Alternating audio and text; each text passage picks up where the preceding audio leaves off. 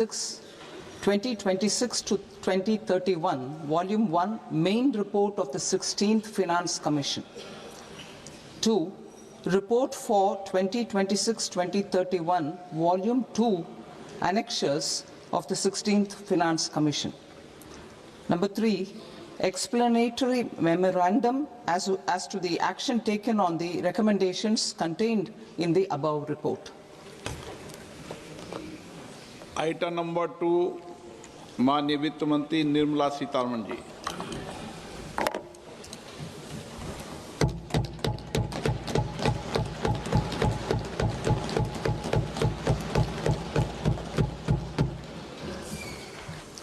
Honorable Speaker, sir, on the sacred occasion of Magh Purnima and the birth anniversary of Guru Ravidas, I present the budget for the year 2026-2027. Since we assumed office 12 years ago, India's economic trajectory has been marked by stability, fiscal discipline, sustained growth, and moderate inflation. This is the result of conscious choices we have made, even in times heightened uncertainty and disruption. Our government, led by Honorable Prime Minister Modi, has decisively and consistently chosen action over ambivalence, reform over rhetoric, and people over populism. We have pursued far-reaching structural reforms, fiscal prudence and monetary stability, whilst maintaining a strong thrust on public investment. Keeping Atmanirbharta as a lodestar, we have built domestic manufacturing capacity, energy security, and reduced critical import dependencies. Simultaneously, we have ensured that citizens benefit from every action of the government, undertaking reforms to support employment generation, agricultural productivity, household purchasing power, and universal services to people.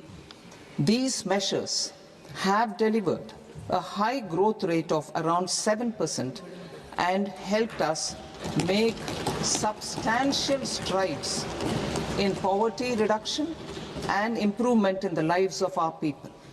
Today, we face an external environment in which trade and multilateralism are imperiled and access to resources and supply chains are disrupted. New technologies are transforming production systems while sharply increasing demands on water, energy, and critical minerals. India will continue to take confident steps towards Vikasit Bharat, balancing ambition with inclusion. As a growing economy with expanding trade and capital needs, India must also remain deeply integrated with global markets, exporting more and attracting stable long-term investment. As I begin Part A, I want to express my gratitude to the people for standing firmly with us as we forge our way together towards becoming one of the largest economies of the world.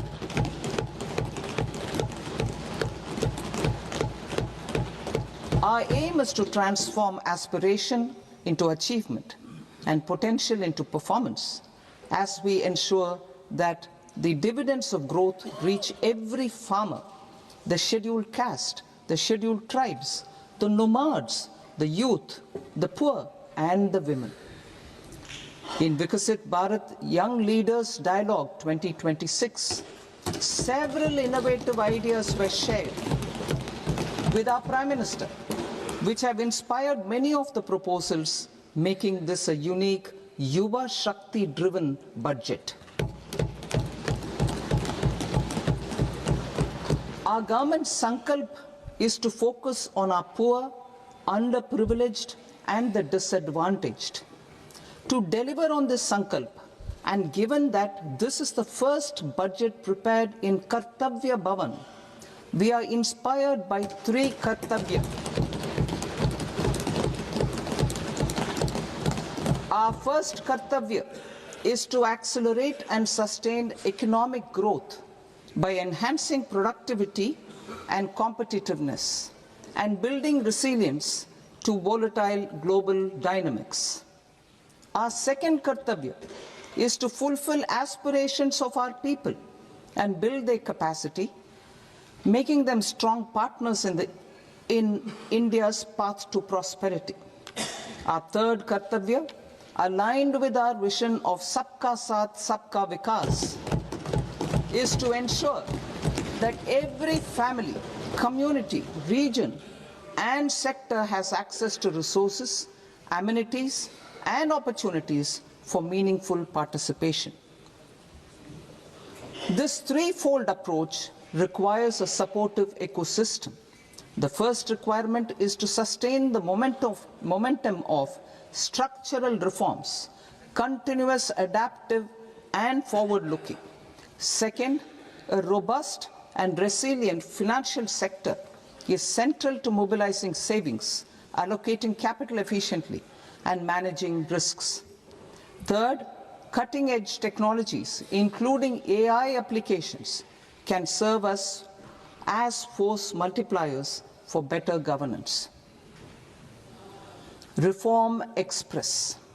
Our government has undertaken comprehensive reforms towards creating employment, boosting productivity, and accelerating growth. After the Prime Minister's announcement on Independence Day in 2025, over 350 reforms have been rolled out. This includes GST simplification, notification of labor codes, and rationalization of mandatory quality control orders. High-level committees have been formed, and in parallel, the central government is working with the state governments on deregulation and reducing compliance requirements. The Reform Express is well on its way and will maintain its momentum to help us fulfill our kartavya. I now move to specific proposals. Under our first kartavya, to accelerate and sustain economic growth, I propose interventions in 6 areas. 1. Scaling up manufacturing in 7 strategic and frontier sectors. 2. Rejuvenating legacy industrial sectors. 3. Creating champion MSMEs. 4. Delivering a powerful push for infrastructure. 5. Ensuring long-term security and stability. And 6. Developing city economic regions. Scaling up of manufacturing in 7 strategic and frontier sectors. Biopharma Shakti, meaning biopharma strategy for health advancement through knowledge, technology, and innovation. India's disease burden is observed to be shifting towards non-communicable diseases like diabetes, cancer, and autoimmune disorders. Biologic medicines are key to longevity and quality of life at affordable costs. To develop India as a global biopharma manufacturing hub,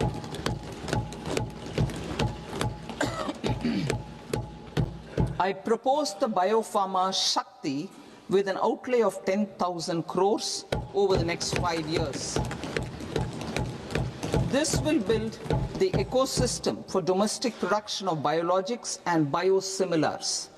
The strategy will include a biopharma-focused network with 3 new national institutes of pharmaceutical education and research, popularly known as NIPERs, and upgrading 7 existing ones.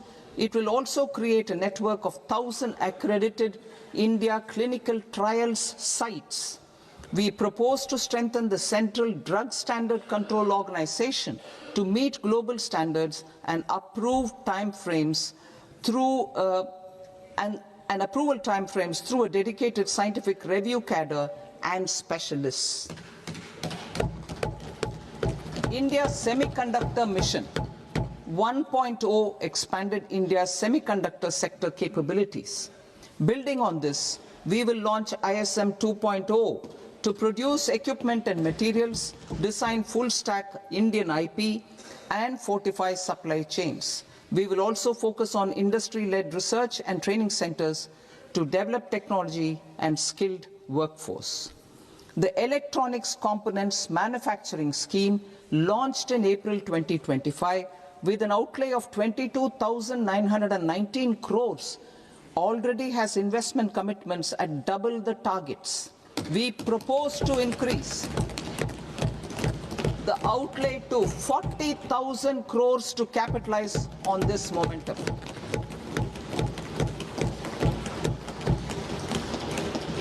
A scheme for rare earth permanent magnets was launched in 2025 November. We now propose to support the mineral-rich states of Odisha, Kerala, Andhra Pradesh, and Tamil Nadu to establish dedicated rare earth corridors to promote mining, processing, research, and manufacturing. To enhance domestic chemical production and reduce import dependency, we will launch a scheme to support states in establishing 3 dedicated chemical parks through challenge route on a cluster-based plug-and-play model. Strong capital goods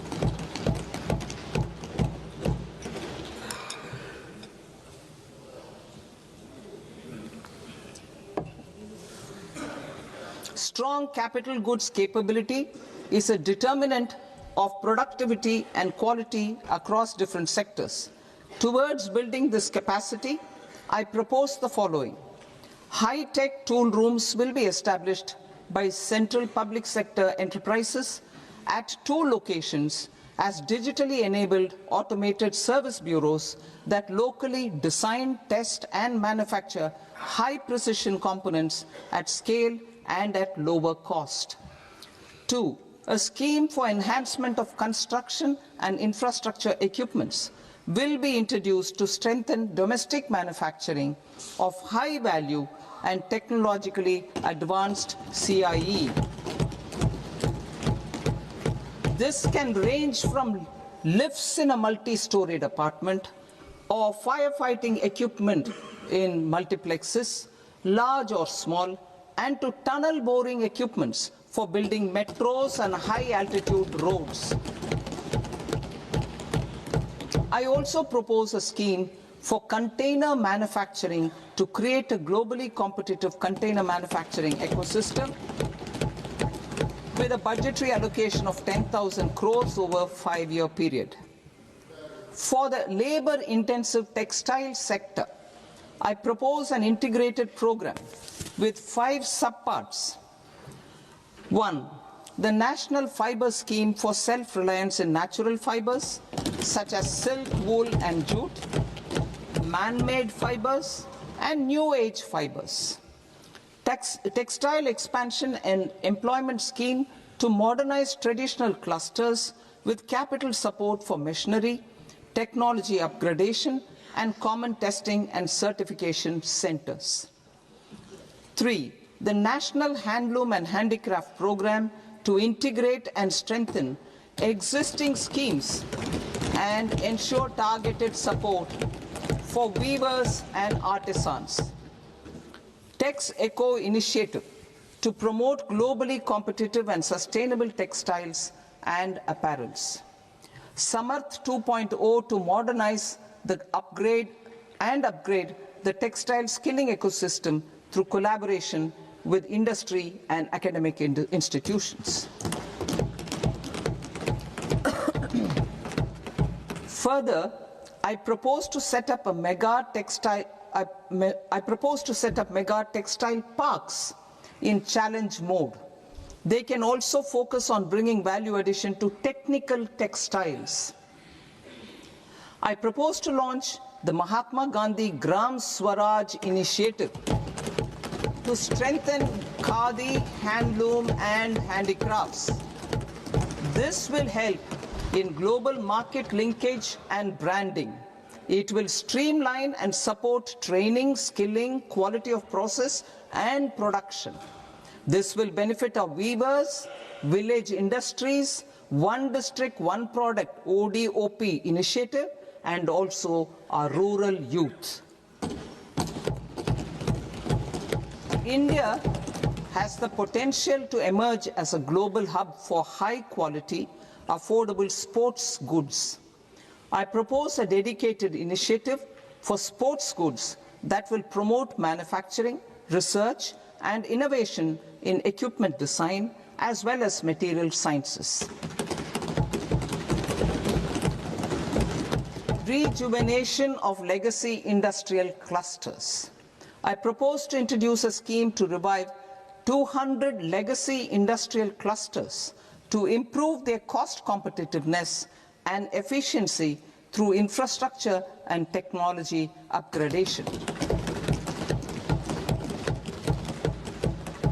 Creating champion SMEs and supporting micro enterprises. Recognizing MSMEs as a vital engine of growth, I propose a three-pronged approach to help them grow as champions. Equity support. I propose to introduce a dedicated 10,000 crores SME growth fund to create future champions, incentivizing enterprises based on select criteria. I also propose to top up the Self-Reliant India Fund set up in 2021 with 2,000 crores to continue support to micro enterprises and maintain their access to risk capital. Liquidity support. With TREDS, more than 7 lakh crore has been made available to MSMEs. To leverage its full potential, I propose 4 measures. 1. Mandate TREDS as the transaction settlement platform for all purchases from MSMEs by CPSEs, serving as a benchmark for other corporates. 2. Introduce a credit guarantee support mechanism through CGTMSE for invoice discounting on TREDS platform. 3. Link GEM with TREDS for sharing information with financiers about government purchases from MSMEs, encouraging cheaper and quicker financing. 4. Introduce TREDS receivables as asset-backed securities, helping develop a secondary market, enhancing liquidity and settlement of transactions. Professional support. Government will facilitate professional institutions such as the ICAI, ICSI, ICMAI to design short-term modular courses and practical tools to develop a cadre of corporate mitras, especially in Tier 2 and Tier 3 towns. These accredited para-professionals will help MSMEs meet compliance requirements at affordable costs. Infrastructure.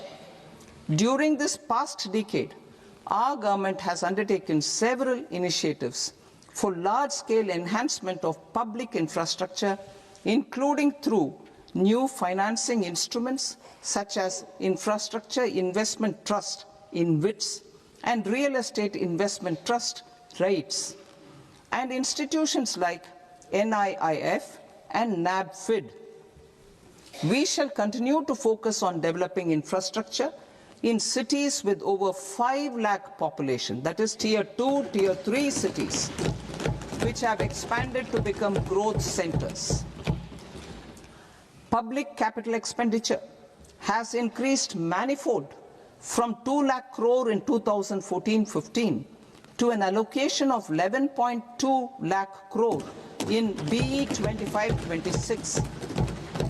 In this coming year, that is financial year 2026-27, I propose to increase it to 12.2 lakh crores to continue the momentum. To strengthen the confidence of private developers, regarding risks during infrastructure development and construction phase, I propose to set up an infrastructure risk guarantee fund to provide prudentially calibrated partial credit guarantee to lenders. Over the years, RIGHTS have emerged as a successful instrument for asset monetization. I propose to accelerate recycling of significant real estate assets of the CPSEs through the setting up of dedicated RIGHTS. To promote environmentally sustainable movement of cargo, I propose to 1. Establish new dedicated freight corridors connecting Dankuni in the east to Surat in the west. Operationalize 20 new national waterways over the next 5 years, starting with National Waterways 5 in Orissa to connect mineral-rich areas of Talcher and Angul and industrial centers like Kalinga Nagar to the ports of Paradeep and Dhamra. Training institutes will be set up as regional centers of excellence for development of required manpower for these waterways. This will benefit youth in the entire stretch of the waterways to train and acquire skills. Further, a ship repair ecosystem catering to inland waterways will also be set up at Varanasi and Patna. And C, launch a coastal cargo promotion scheme for incentivizing a modal shift from rail to road to increase the share of inland waterways and coastal shipping from 6% to 12% by 2047. To enhance last mile and remote connectivity and promote tourism, I propose to give incentives to indigenize manufacturing of seaplanes. A seaplane VGF scheme will be also introduced to provide support for operations. Carbon capture, utilization and storage. Aligning with the roadmap launched in December 2025, the carbon capture, utilization and storage technologies at scale will achieve higher readiness and in end-use application across 5 industrial sectors, including power, steel, cement, refineries, and chemicals. An outlay of 20,000 crore is proposed over the next 5 years for this purpose. City economic regions. Cities are India's engines of growth, innovation, and opportunities. We shall now focus on Tier 2, Tier 3 cities, and even temple towns, which need modern infrastructure and basic amenities. This budget aims to further amplify the potential of cities to deliver the economic power of agglomerations by mapping city economic regions based on their specific growth drivers. An allocation of 5,000 crore per CER over 5 years is proposed for implementing their plans through a challenge mode with a reform-cum-result-based financing mechanism.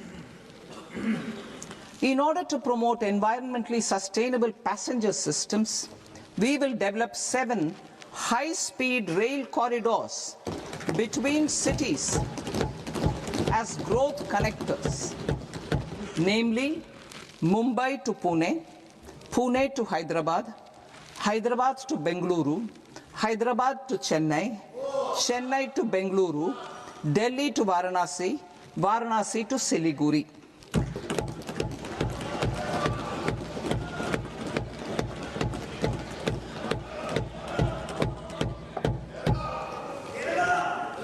Financial sector. The Indian banking sector today is characterized by strong balance sheet, historic highs in profitability, improved asset quality, and coverage exceeding 98% of villages in the country. At this juncture, we are well placed to futuristically evaluate the measures needed to continue on the path of reform-led growth of this sector. I propose setting up a high-level committee on banking for Vikasit Bharat, high-level committee on banking for Vikasit Bharat, to comprehensively review the sector and align it with India's next phase of growth, while safeguarding financial stability, inclusion, and consumer protection. The vision for NBFCs for Vikasit Bharat has been outlined with clear targets for credit disbursement and technology adoption in order to achieve scale and improve efficiency in the public sector NBFCs. As a first step, it is proposed to restructure the Power Finance Corporation and Rural Electrification Corporation. I propose a comprehensive review of the foreign exchange management non-debt instruments rules to create a more contemporary, user-friendly framework for foreign investments consistent with India's evolving economic priorities. Corporate bond market. I propose to introduce a market-making framework with suitable access to funds and derivatives on corporate bond indices. I also propose to introduce total return swaps on corporate bonds. Municipal bonds. To encourage the issuance of municipal bonds of higher value by larger cities, I propose an incentive of 100 crore rupees for a single bond issuance. 100 crore rupees for a single bond issuance of more than 1,000 crore. The current scheme under Amrit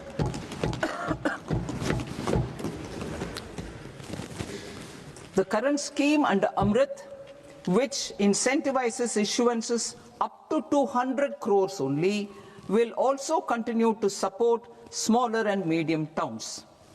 That will also continue to support the smaller and medium towns. Ease of doing business. Individual persons resident outside India, PROI, will be permitted to invest in equity instruments of listed Indian companies through the Portfolio Investment Scheme. It is also proposed to increase the investment limit for an individual PROI under the scheme from 5% to 10%, with an overall investment limit for all individual PROIs to 24% from the current 10%. Emerging technologies including AI. 21st century is technology-driven. Adoption of technology is for the benefit of all people. Farmers in the field, women in STEM, youth keen to upskill, and Divyangjan to access newer opportunities. The government has taken several steps to support new technologies through AI Mission, National Quantum Mission, Anusandhan National Research Fund, and Research and Development and Innovation Fund. Our second kartavya is to fulfill aspirations and build capacities. Close to 25 crore individuals have come out of multi-dimensional poverty through a decade of our government's sustained and reform-oriented efforts.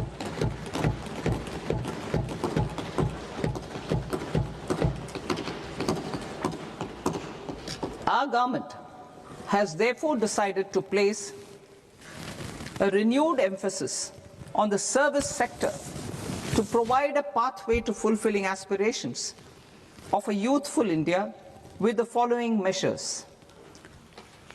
I propose to set up a high-powered Education to Employment and Enterprises Standing Committee to recommend measures that focus on services sector as a core driver of Vikasit Bharat. This will make us a global leader in services with a 10% global share by 2047. The committee will prioritize areas to optimize the potential for growth, employment, and exports. They will also assess the impact of emerging technologies, including AI, on jobs and skill requirements and propose measures thereof.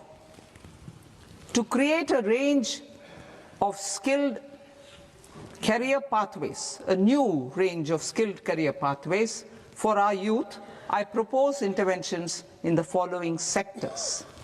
Health. Existing institutions for allied health professionals will be upgraded and new AHP institutions established in private and government sectors.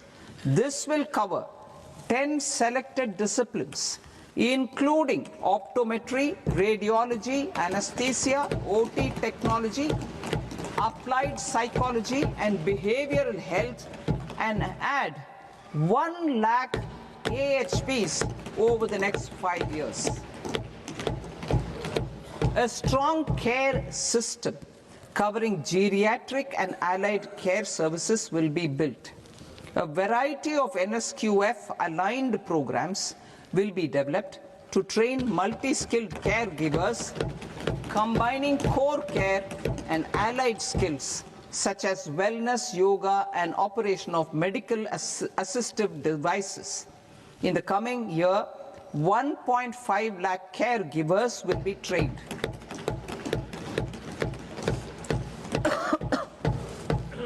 Hubs for medical value tourism. To promote India as a hub for medical tourism services, I propose to launch a scheme to support states in establishing 5 regional medical hubs in partnership with the private sector. These hubs will serve as integrated healthcare complexes that combine medical, educational, and research facilities. They will have Ayush centers, medical value tourism facilitation centers, and infrastructure for diagnostics, post-care, and rehabilitation. These hubs will provide diverse opportunities, job opportunities for health professionals, including doctors and AHPs. Ancient Indian yoga, already respected in several parts of the world, was given a mass global recognition when Honorable Prime Minister took it to the UN. Post-COVID, Ayurveda gained a similar global acceptance and recognition. Exporting quality Ayurveda products helps farmers who grow the herbs and youth who process the products. To meet growing global demand, a few more steps are being taken. I propose to 1. Set up 3 new All India Institutes of Ayurveda. 2. Upgrade Ayush pharmacies and drug testing labs for higher standards of certification ecosystem and make available more skilled personnel. 3. Upgrade the WHO Global Traditional Medicine Center in Jamnagar to bolster evidence-based research, training, and awareness for traditional medicine. Animal husbandry. Livestock contributes to close to 16% of farm income, including of poor and marginal households. To scale up availability of veterinary professionals by more than 20,000, I propose to roll out a loan-linked capital subsidy support scheme for establishment of veterinary and para-veterinary colleges, veterinary hospitals, diagnostic laboratories, and breeding facilities in private sector. Collaboration between Indian and foreign institutions will also be facilitated. Orange economy. India's animation, visual effects, gaming and comics sector, AVGC sector, is a growing industry projected to require 2 million professionals by 2030. I propose support I propose to support the Indian Institute of Creative Technologies, Mumbai, in setting up AVGC content creator labs in 15,000 secondary schools all over the country and 500 colleges. The Indian design industry is expanding rapidly, and yet there is a shortage of Indian designers. I propose to establish, through Challenge Route, a new National Institute of Design to boost design education and development in the eastern region of India. Education. Our government will support states through Challenge Route in creating 5 university townships in the vicinity of major industrial and logistics corridors. These planned academic zones will host multiple universities, colleges, and research institutions, skill centers, and residential complexes. In higher education, STEM institutions, prolonged hours of study and laboratory work pose some challenges for girl students. Through VGF, Viability Gap Funding and capital support, one girls' hostel will be established in every district.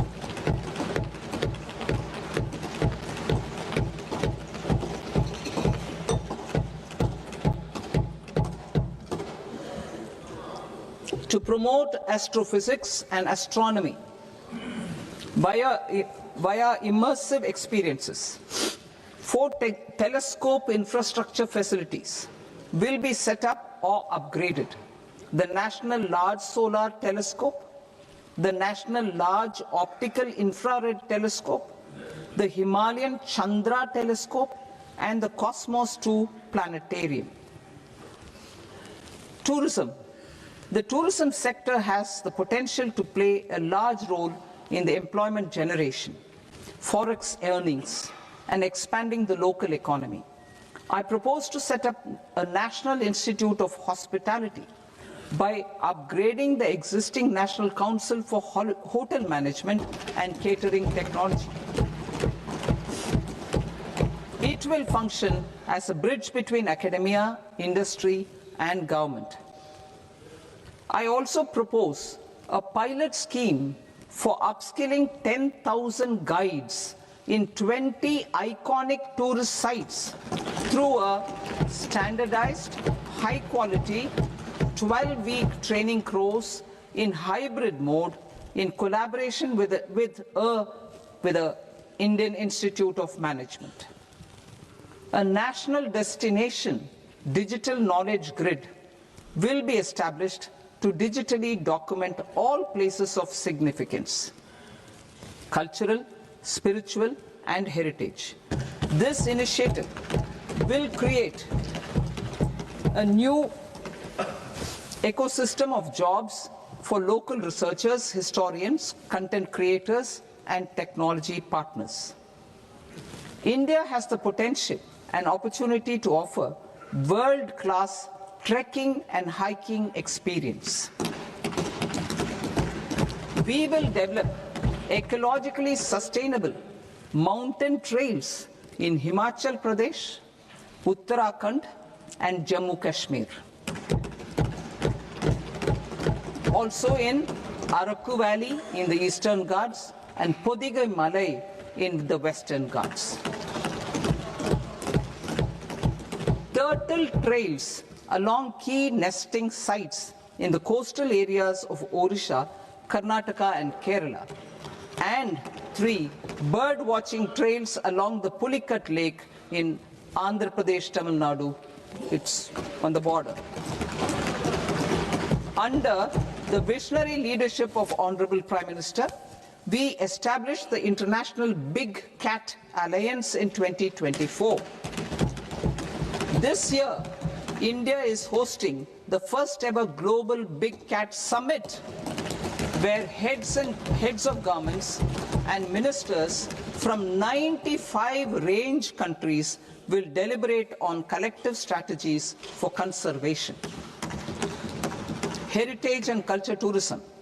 I propose to develop 15 archaeological sites, including Lothal, Dolavira, Rakigadi, Adichanallur, Saranath, Hastinapur, and Leh Palace into vibrant experiential cultural destinations. Excavated landscapes will be open to the public through curated walkways. Immersive storytelling skills and technologies will be introduced to help conservation labs, interpretation centers, and guides. The sports sector provides multiple means of employment, skilling, and job opportunities. Taking forward the systematic nurturing of sports talent which is set in motion through the Khelo India program earlier, I propose to launch a Khelo India mission to transform the sports sector over the next decade. The mission will facilitate an integrated talent development pathway supported by training centers which are foundational, intermediate, and elite levels. B, systematic development of coaches and support staff. C, integration of sports science and technology. D, competitions and leagues to promote sports culture and provide platforms. And E, development of sports infrastructure for training and competition. Our third Kartavya aligns with our vision of Sabka Saath, Sabka Vikas towards Vikasit Bharat. This requires targeted efforts for 1. Increasing farmer incomes through productivity enhancement and entrepreneurship, with special attention to small and marginal farmers. B. Empowering Divyangjan through access to livelihood opportunities, training, and high-quality assistive devices. C. Empowering the vulnerable to access mental health and trauma care. D. Focus on the Purvodaya states and the Northeast region to accelerate development and employment opportunities. Fisheries. We will undertake initiatives for integrated development of 500 reservoirs and Amrit Sarovars. 2. Strengthen the fisheries value chain in coastal areas and enable market linkages involving startups and women-led groups together with fish farmer producer organizations. Animal husbandry. To provide quality employment opportunities in rural and peri-urban areas, we will support the animal husbandry sector in entrepreneurship development through A. A credit-linked subsidy program, B. Scaling up and modernization of livestock enterprises, C. Enhanced creation of livestock, dairy, and poultry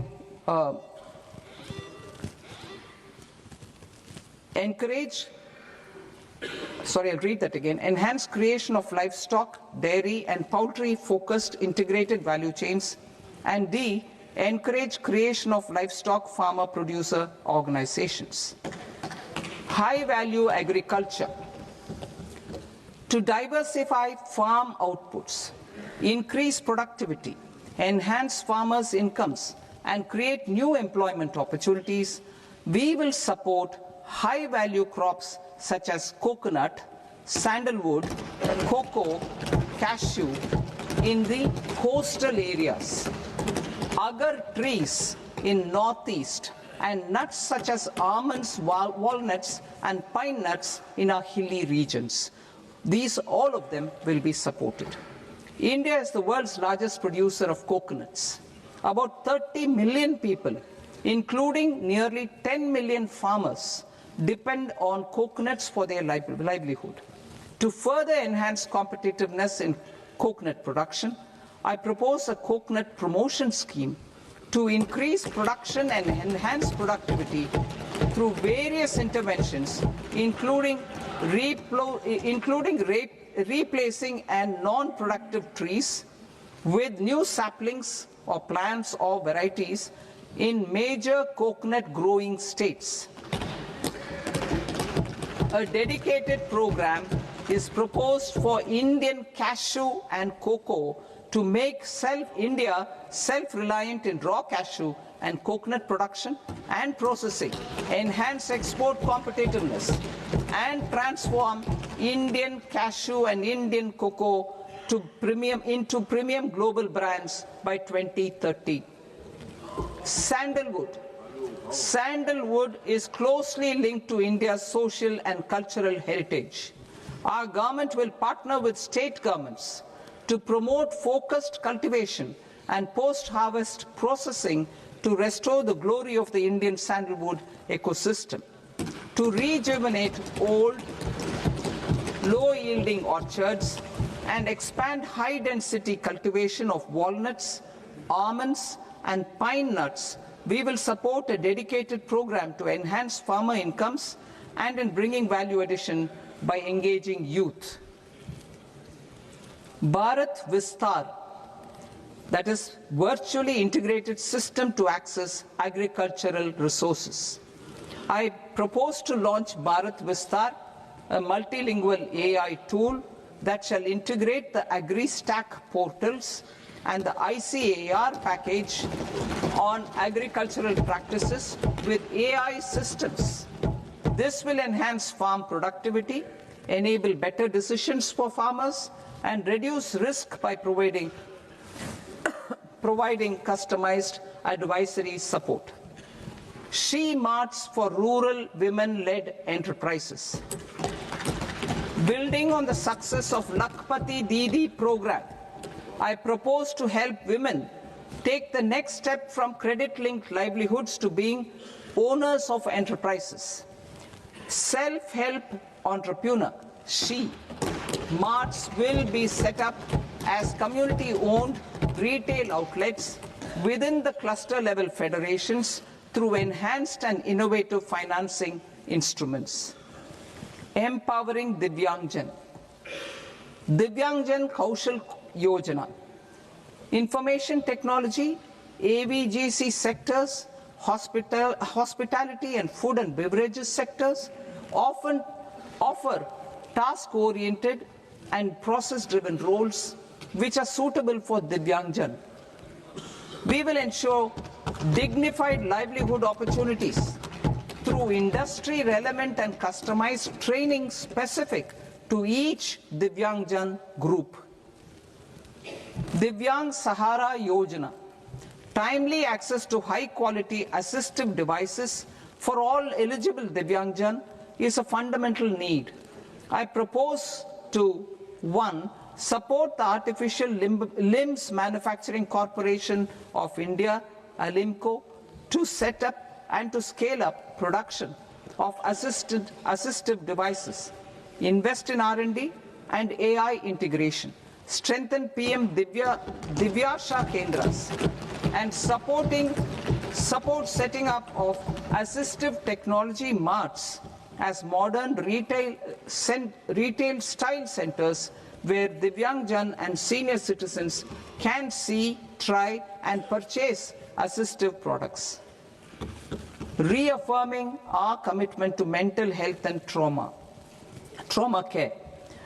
There are no national institutes for mental health care in North India. We will therefore set up a NIMHANS 2 and also upgrade national mental health institutes in Ranchi and in Tezpur as regional apex institutions. Emergencies expose families, particularly the poor and vulnerable, to unexpected expenditure.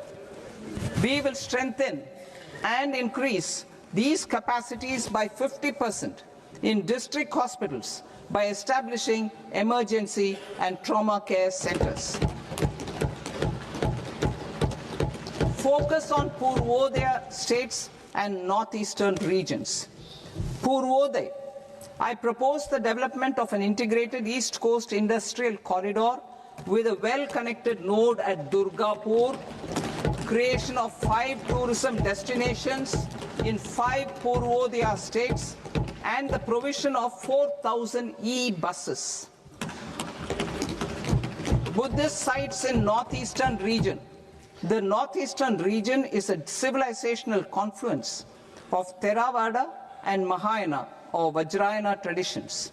I propose to launch a scheme for development of Buddhist circuits in Arunachal Pradesh, Sikkim, Assam, Manipur, Mizoram, and Tripura.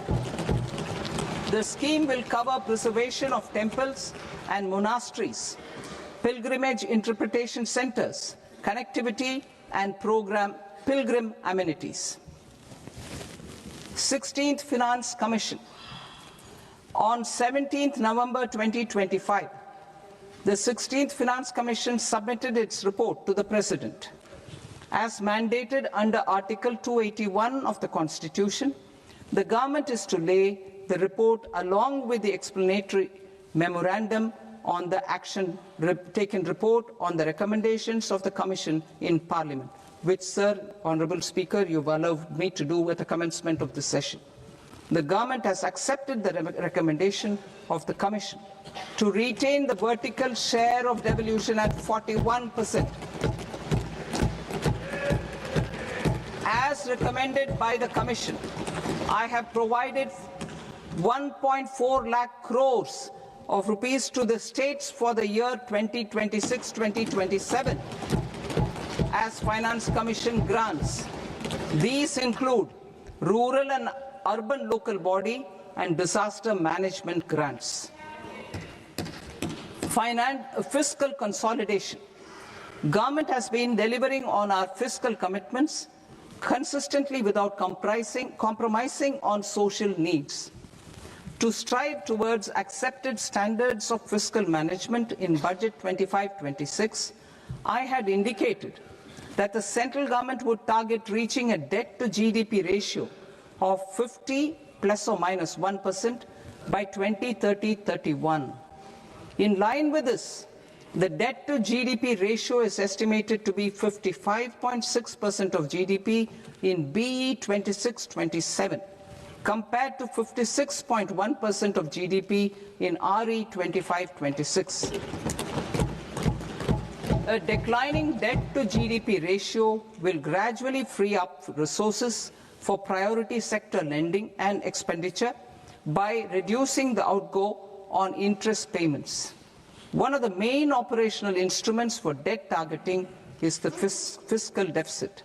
I am happy to inform this august House that I fulfilled my commitment made in 2021-2022 to reduce fiscal deficit below 4.5% of GDP by 25-26. In RE 25-26, the fiscal deficit has been estimated at par with BE of 2025-26 at 4.4% of GDP. In line with the new fiscal prudence path of debt consolidation, the fiscal deficit in BE 26-27 is estimated to be 4.3% of the GDP.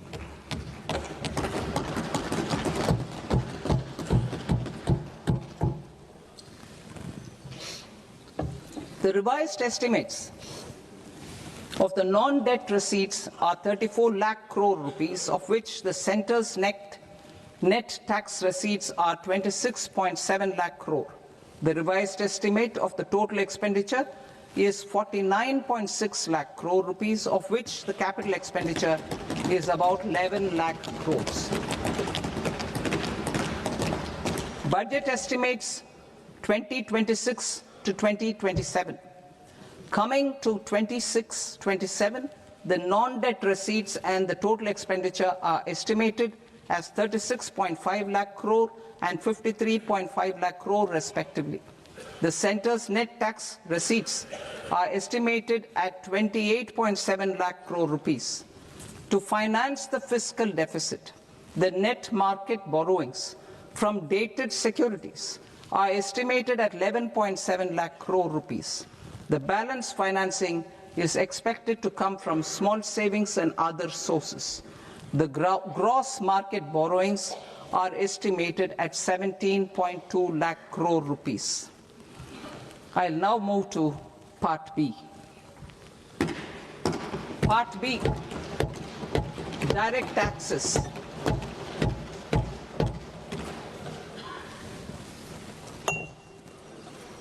Honorable Speaker, sir, I now present my proposals on direct taxes. New Income Tax Act. In July 2024, I announced a comprehensive review of the Income Tax Act 1961. This was completed in a record time, and the Income Tax Act 2025 will come into effect from 1st April 2026. The simplified income tax rules and forms will be notified shortly, giving adequate time to taxpayers to acquaint themselves with its requirements. The forms have been redesigned such that ordinary citizens can comply without difficulty. Ease of living. I propose that any interest awarded by the Motor Accident Claims Tribunal to a natural person will be exempt from income tax, and any TDS on this account will be done away with. I propose to reduce TCS rate on the sale of overseas tour program package from the current 5% and 20% to 2% without any stipulation of amount.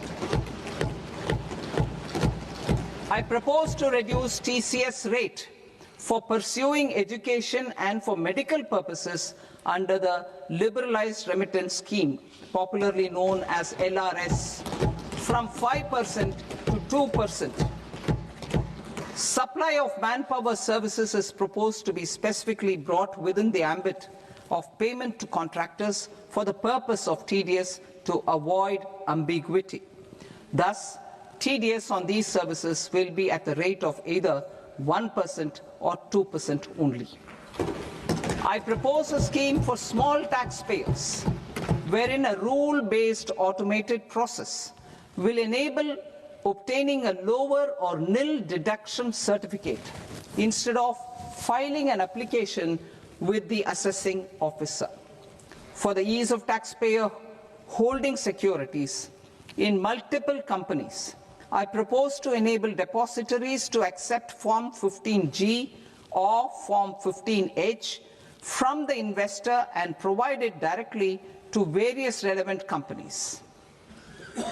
I propose to extend time available for revising returns from 31st December to up to 31st March with the payment of a nominal fee. I also propose to stagger the timeline for filing of tax returns. Individuals with ITR 1 and ITR 2 returns will continue to file till 31st July, and non-audit business cases or trusts are proposed to be allowed time till 31st August. TDS on sale of immovable property by a non-resident is proposed to be deducted and deposited through resident buyers and his or her PAN-based challan instead of requiring a TAN, which is a temporary accounting number. To address practical issues of small taxpayers like students, young professionals, tech employees, relocated NRIs, and such others, I propose to introduce a one-time 6-month foreign asset disclosure scheme for these taxpayers to disclose income or assets below a certain size. This scheme would be applicable for two categories of taxpayers, namely, A, who did not disclose their overseas income or assets, and B, who disclosed their overseas income and or paid due tax but could not declare the asset acquired. For category A, the limit of undisclosed income or asset is proposed to be up to 1 crore rupees.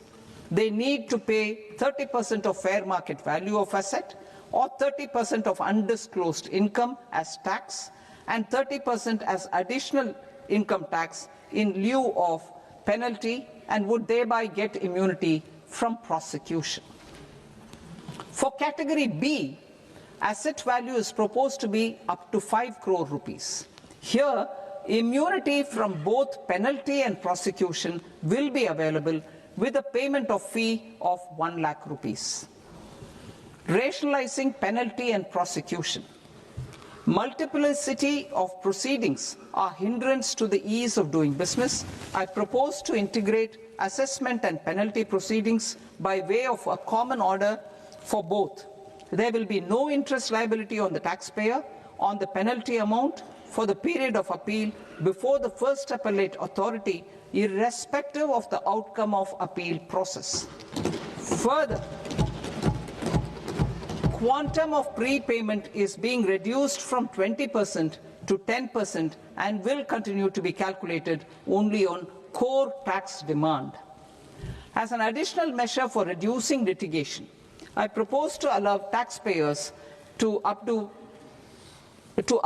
their returns even after reassessment proceedings have been initiated, and an additional 10% tax rate over and above the rate applicable for the relevant year. The assessing officer will then use only this updated return in his proceedings.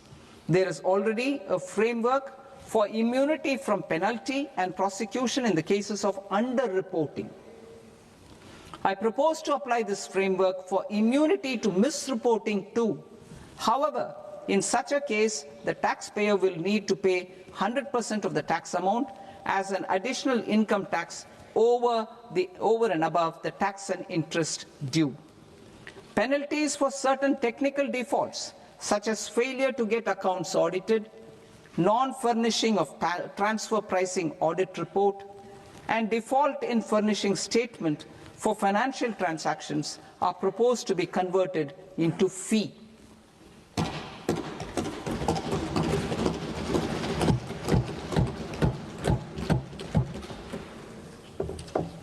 I propose to rationalize prosecution framework under Income Tax Act while maintaining a careful balance for deterrence in some serious offence.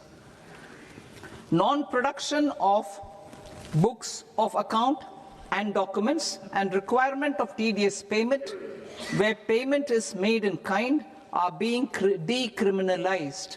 Further, minor offences will attract fine only.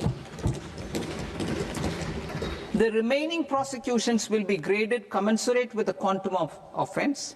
They will entail only simple imprisonment with maximum imprisonment reduced to 2 years and power to courts to convert even those into fines. There is no penalty. There is no penalty presently for non-disclosure of non-immovable foreign assets with aggregate value less than 20 lakh rupees. I propose to also provide them with immunity from prosecution with retrospective effect from 1/10/2024.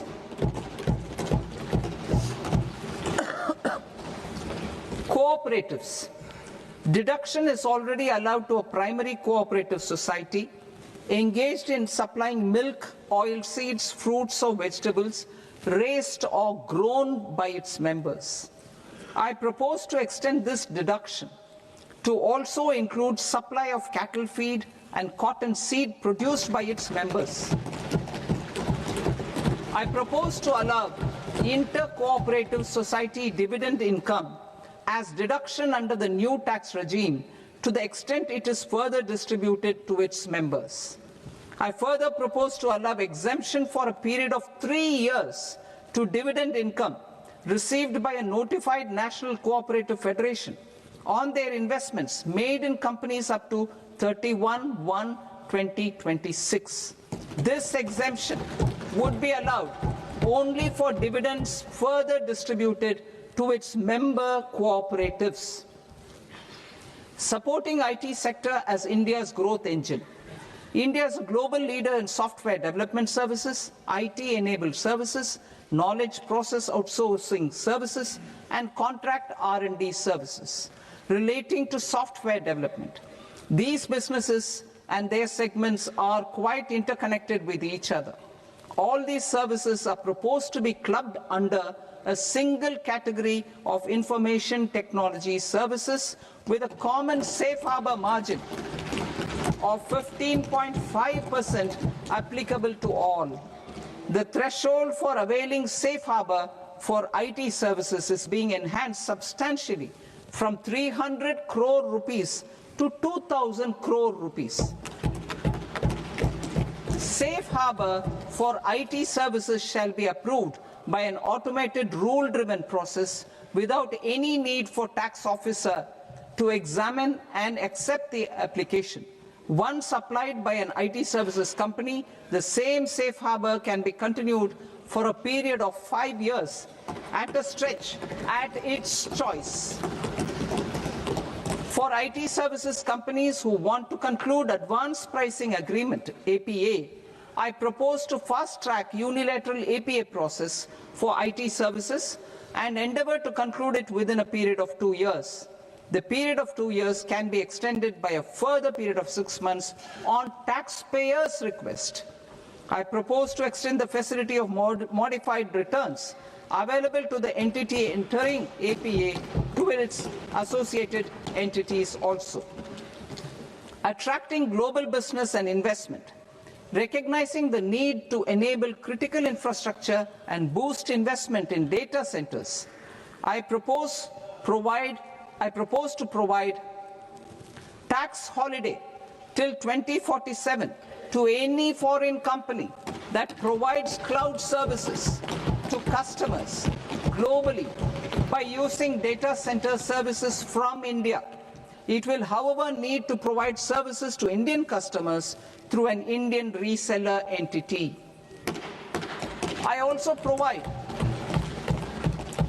propose to provide a safe harbor of 15% on cost in case the company providing data center services from India is a related entity. To harness the efficiency of just-in-time logistics for electronic manufacturing, I propose to provide safe harbor to non-residents for component warehousing in a bonded warehouse at a profit margin of 2% of the invoice value. The resultant tax of about 0.7% will be much lower than in competing jurisdictions. To provide fillip to toll manufacturing in India, I propose to provide exemption from income tax for 5 years to any non-resident who provides capital goods, equipment, or tooling to any toll manufacturer in a bonded zone. To encourage vast pool of global talent to work in India for a longer period of time, I propose to provide exemption to global, non-India sourced income of a non-resident expert for a stay period of 5 years under notified schemes. I propose to provide exemption from minimum alternate tax, the MAT, to all non-residents who pay tax on presumptive basis. Tax administration. I propose to constitute a joint committee of Ministry of Corporate Affairs and Central Board of Direct Taxes for incorporating the requirements of income computation and disclosure standards, the ICDS, in the Indian Accounting Standards, IND AS itself.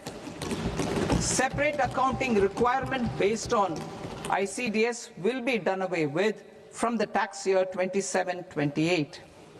To support Prime Minister Modi's vision of homegrown accounting and advisory firms to become global leaders, I propose to rationalize the definition of accountant for the purposes of safe harbor rules. Other tax proposals. Change in taxation of buyback was brought in to address the improper use of buyback route by promoters. In the interest of minority shareholders, I propose to tax buyback for all types of shareholders as capital gains. However, to disincentivize misuse of tax arbitrage, promoters will pay an additional buyback tax. This will make effective tax 22% for corporate promoters. For non-corporate promoters, the effective tax will be 30%. TCS rate for sellers of specific goods, namely alcoholic liquor, scrap, and minerals, will be rationalized to 2%, and that on tendu leaves will be reduced from 5% to 2%. I propose to raise the STT on futures to 0.05% from the present 0.02%. STT on options premium and exercise of options are both proposed to be raised to 0.15% from the present rate of 0.1% and 0.125% respectively. We reformed the taxation landscape for corporates in 2019 by providing them a simplified regime with lower tax rate so that they could productively focus on business rather than on claim of deductions and exemptions. To encourage companies to shift to the new regime, set-off of brought forward MAT credit, minimum alternate tax credit, is proposed to be allowed to companies only in the new regime. Set-off using available MAT credit is proposed to be allowed to an extent of 1/4 of the tax liability in the new regime. MAT is proposed to be made final tax, so there will be no further credit accumulation from 1st April 2026. In line with this change, the rate of final tax is being reduced to 14% from the current MAT rate of 15%.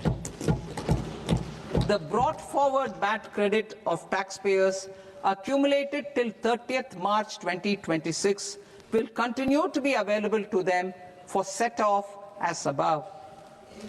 Indirect taxes. I shall now take up proposals related to indirect taxes. My proposals for customs and central excise aim to further simplify the tariff structure, support domestic manufacturing, promote export competitiveness, and correct inversion in duty. To continue weeding out long continuing customs duty exemptions, I propose to remove certain exemptions on items which are being manufactured in India or where the imports are negligible. Similarly, to further simplify the process of ascertaining the rate of duty applicable on a particular item, I propose to incorporate certain effective rates in various customs notifications to the tariff schedule itself. I shall now take up sector-specific proposals. Promotion of exports of marine, leather, and textile products. I propose to increase the limit for duty-free imports of specified inputs used for processing seafoods for export from the current 1% to 3% of FOB value of the previous year's export turnover. I also propose to allow duty-free imports of specified inputs, which is currently available for exports of leather or synthetic footwear, to exports of shoe uppers as well. I propose to extend the time period for export of final product from the existing 6 months to 1 year for exporters of leather or textile garments, leather or synthetic footwear, and other leather products. Energy transition and security. I propose to extend the basic customs duty exemption given to capital goods used for manufacturing lithium-ion cells for batteries to those used for manufacturing lithium-ion cells for battery energy storage systems also. I propose to exempt basic customs duty on import of sodium antimonate for use in manufacture of solar glass. Nuclear power. I propose to extend the existing basic customs duty exemption on imports of goods required for nuclear power projects till the year 2035 and expand it for all nuclear plants irrespective of their capacity. Critical minerals. It is proposed to provide basic customs duty exemption to the import of capital goods required for the processing of critical minerals in India. Biogas blended CNG. I propose to exclude the entire value of biogas while calculating the central excise duty payable on biogas blended CNG. Civil and defense aviation. I propose to exempt basic customs duty on components and parts required for the manufacture of civilian training and other aircrafts. It is proposed to exempt basic customs duty on raw materials imported for the manufacture of parts of aircraft to be used in maintenance, repair, or overall requirements by units in the defense sector. Electronics.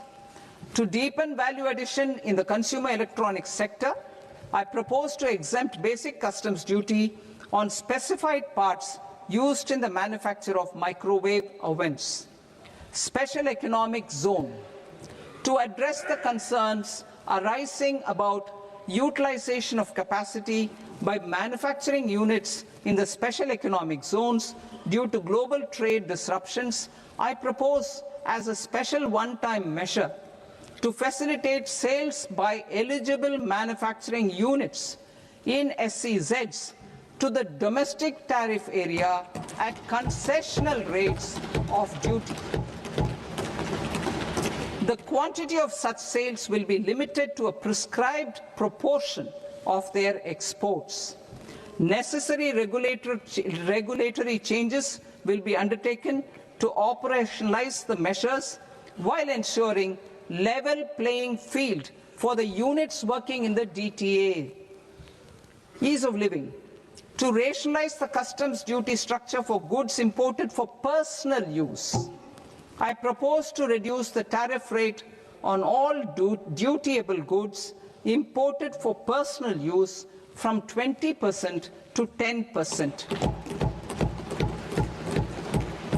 To provide relief to patients, particularly those suffering from cancer, I propose to exempt basic customs duty on 17 drugs or medicines. I propose also to add 7 more rare diseases for the purposes of exempting import duties on personal imports of drugs, medicines, and food for special medical purposes used in their treatment. Customs process. India's role and share in the global trade is poised for a major leap in line with our ambition and journey towards Viksit Bharat.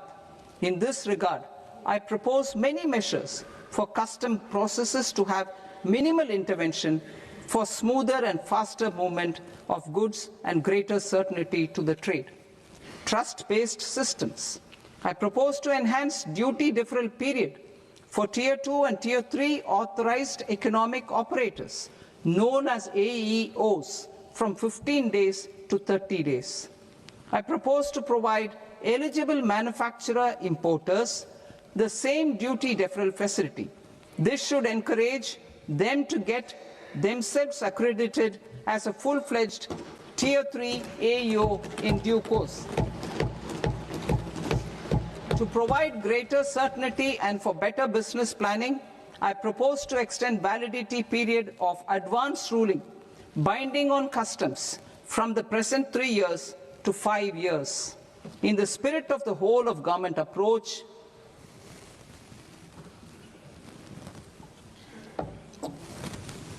government agencies will be encouraged to leverage AEO accreditation for preferential treatment in clearing their cargo. Regular importers with trusted long-standing supply chains will be recognized in the risk system so that the need for verification of their cargo every time can be minimized. Export cargo using electronic sealing. Export cargo using electronic sealing will be provided through clearance from the factory premises to the ship. For import of goods not needing any compliance, filing of bill of entry by a trusted importer and arrival of goods will automatically notify customs for completing their clearance formalities. This will enable goods to be released immediately on arrival. The customs warehouse framework will be transformed into a warehouse operator-centric system with a self-declarations, electronic tracking, and risk-based audit. These reforms will move away from the current system of officer-dependent approvals and reduce transaction delays and compliance costs. Ease of doing business. Approvals required for cargo clearance from various government agencies will be seamlessly processed through a single and interconnected digital window by the end of the financial year. Processes involved in clearance of food, drugs, plant, and animal and wildlife products, accounting for about 70% of interdicted cargo, will be operationalized on this system by April 2026 itself. For goods not having any compliance requirement, clearance will be done by customs immediately after online registration is completed by the importer, subject to the payment of duty. Customs integrated system will be rolled out in 2 years as a single integrated and scalable platform for all customs processes. Utilization of non-intrusive scanning with advanced imaging and AI technology for risk assessment will be expanded in a phased manner with the objective to scan every container across all the major ports. New export opportunities to support Indian fishermen to fully harness the economic value of marine resources beyond our territorial waters. The following measures will be taken. A. Fish catch by an Indian fishing vessel in exclusive economic zone or on the high seas will be made free of duty. Landing of such fish on foreign port will be treated as export of goods. Safeguards will be put in place to prevent misuse during fish catch, transit, or transshipment. To support aspirations of India's small businesses, artisans, and startups to access global markets through e-commerce, I am pleased to announce complete removal of the current value cap of 10 lakh rupees per consignment on courier exports. In addition, handling of rejected and returned consignments will be improved with effective use of technology for identifying such consignments. I propose to revise provisions governing baggage clearance during international travel to address genuine concerns of passengers. The revised rules will enhance duty-free allowances in line with the present-day travel realities and provide clarity in temporary carriage of goods brought in or taken out. There are honest taxpayers who are willing to settle disputes by paying all their dues, but they get deterred due to negative connotation associated with penalty. They will now be able to close cases by paying an additional amount in lieu of penalty. Honorable Speaker, sir, with this, I commend the budget to this august House. Sir, with your permission, I rise to lay on the table a copy each of the following papers, Hindi and English versions, under Article 281 of the Constitution, Report for 2026 to 2031, Volume 1, Main Report of the 16th Finance Commission. 2. Report for 2026-2031, Volume 2, Annexures of the 16th Finance Commission. Number 3, explanatory memorandum as to the action taken on the recommendations contained in the above report. Item number 2, माननीय वित्त मंत्री निर्मला सीतारमण जी।